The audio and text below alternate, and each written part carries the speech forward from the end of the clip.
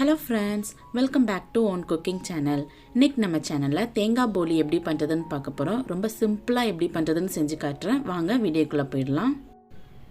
இப்போ அதுக்கு ஃபர்ஸ்ட் மாவு பிசைஞ்சிரலாம். அதுக்கு ஒரு பவுல்ல 1 கப் மைதா மாவு சேர்த்துக்கோங்க. அதில் 1/4 டீஸ்பூன் மஞ்சள் தூள் சேர்த்துக்கலாம்.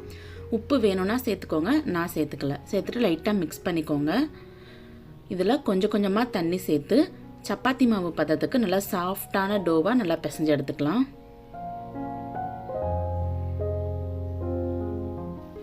பாருங்க மாவு இந்த அளவுக்கு நல்லா சாஃப்டா இருக்கணும்.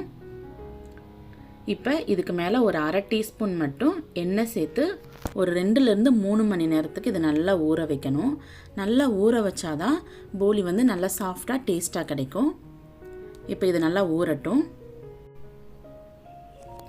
இப்போ உள்ளே வைக்கிற பூரணை ரெடி பண்ணிடலாம். இப்போ ஒரு பவுலில் 3/4 கப் வெல்லம் சேர்த்துக்கலாம்.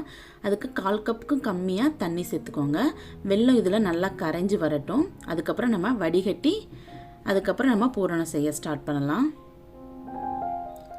பாருங்கள் வெல்லம் நல்லா கரைஞ்சிட்டு இப்போ இதை வடிகட்டி அதே பவுலில் சேர்த்துக்கலாம். சேர்த்துட்டு இது நல்லா பபிள்ஸ் வரட்டும். அது வரைக்கும் வெயிட் பண்ணலாம்.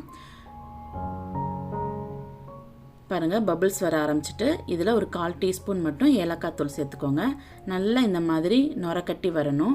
லைட்டாக திக்காகி வரணும். அதுதான் இதுக்கு பதம் எதுவுமே தேவையில்லை. இந்தளவுக்கு திக்காகி வந்ததுக்கப்புறம் 1 கப் துருவன தேங்காய் சேர்த்துக்கலாம். சேர்த்துட்டு லைட்டாக மிக்ஸ் பண்ணி விட்டுக்கோங்க. இந்த தண்ணி எல்லாமே வற்றி நல்லா ஒன்று சேர்ந்து திக்காக கிடைக்கும். அது வரைக்கும் நம்ம அடுப்பில் கிளறி விட்டுட்ருக்கலாம். பாருங்கள் தண்ணி எல்லாமே நல்லா வற்றிருச்சு. நமக்கு தேங்காய் பூரணம் ரெடி ஆயிடுச்சு. இப்போ ஸ்டவ் ஆஃப் பண்ணிடலாம். பாருங்கள் 3 மணி நேரத்துக்கு அப்புறம் மாவு இந்த அளவுக்கு நல்லா சாஃப்டாக இருக்குது. பாருங்கள் எவ்வளோ எலாஸ்டிக் மாதிரி வருது. இந்த மாதிரி இருக்கணும்.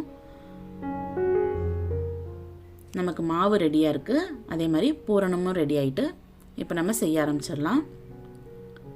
இந்த மாதிரி பிளாஸ்டிக் கவர் எடுத்துக்கோங்க. அப்படி இல்லைன்னா வாழை இலை எடுத்துக்கோங்க. எடுத்துகிட்டு லைட்டாக மட்டும் எண்ணெய் தடவிக்கலாம். தடவிட்டு ஒரு சின்ன உருண்டை எடுத்துகிட்டு இந்த மாதிரி லைட்டாக விரித்து விட்டுக்கோங்க. அதுக்கு நடுவில் கொஞ்சமாக பூரணம் வச்சு இந்த மாதிரி க்ளோஸ் பண்ணிக்கலாம். வெளியே பூரணம் வராத அளவுக்கு நல்லா க்ளோஸ் பண்ணிவிட்டு இந்த மாதிரி திருப்பி வச்சுட்டு நல்லா ப்ரெஸ் பண்ணுங்க. இந்த மாதிரி கையை வச்சு அழுத்தியுமே நம்ம செய்யலாம். இதை விட சிம்பிளாக இதுக்கு மேலே இன்னொரு பிளாஸ்டிக் கவர் இந்த மாதிரி கவர் மேலே வச்சுட்டு நம்ம பூரி தேய்ப்போம்ல அந்த மாதிரியே நல்லா தேய்ச்சி எடுத்துருங்க. இது வந்து நல்ல தின் லேயராக கிடைக்கும். நல்லா சாஃப்டாக கிடைக்கும். 1 கப் தேங்காய்க்கு 3/4 கப் வெல்லம் வந்து கரெக்டாக இருக்கும். நல்ல தித்திக்கிற மாதிரி இனிப்பு சாப்பிடுவீங்க அப்படின்னா 1 கப்புக்கு 1 கப் சேர்க்கலாம். இதே இது கடலைப்பருப்பு வச்சு நீங்கள் செய்ய போகிறீங்க அப்படின்னா 1 கப் கடலைப்பருப்புக்கு 1 கப் வெல்லம் சரியாக இருக்கும். பாருங்கள் நல்லா தேய்ச்சி எடுத்துட்டோம். இப்போ நம்ம இதை சுட்டு எடுத்துடலாம். ஒரு தோசைக்கல்லில் கொஞ்சமாக நெய் சேர்த்துட்டு நம்ம செஞ்சு வச்ச போலி இதில் போட்டு 2 பக்கமும் நல்லா வேக வச்சு எடுத்துடலாம். நம்ம மாவை நல்லா ஒரு 3 மணி நேரத்துக்கு நல்லா ஊற விட்டதுனால நல்லா பூரி மாதிரி நல்லா உப்பிட்டு வரும். ரொம்ப சாஃப்டாக சூப்பராக இருக்கும். ஆறுனதுக்கப்புறம் சாப்பிட்டாலுமே டேஸ்ட்டாக சூப்பராக இருக்கும். கண்டிப்பாக வீட்டில் ட்ரை பண்ணி பாருங்கள். பாருங்கள் எந்த அளவுக்கு பூரி மாதிரி வருதுன்னு. ரொம்ப சூப்பராக இருக்கும். நீங்கள் போலி பண்ணும்போது நெய் அப்புறம் எண்ணெய்லாம் ரொம்ப கம்மியாக சேர்த்து பண்ணுங்கள். அதிகமாக சேர்த்துட்டிங்க அப்படின்னா ரொம்ப திகட்டிடும், சாப்பிட முடியாது. அதுக்கப்புறம் வயிறு பிரச்சனை ஆயிரும். அதனால் எந்த அளவுக்கு கம்மியாக சேர்த்து பண்ண முடியுமோ அந்த அளவுக்கு நீங்கள் பண்ணுங்கள்.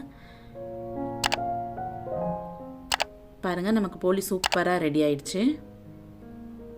இப்போ நம்ம பிளேட்டில் வச்சிடலாம். வேணும்னா கொஞ்சமாக நெய் மட்டும் மேலே அப்ளை பண்ணிவிட்டு அப்படியே சர்வ் பண்ணுங்கள்.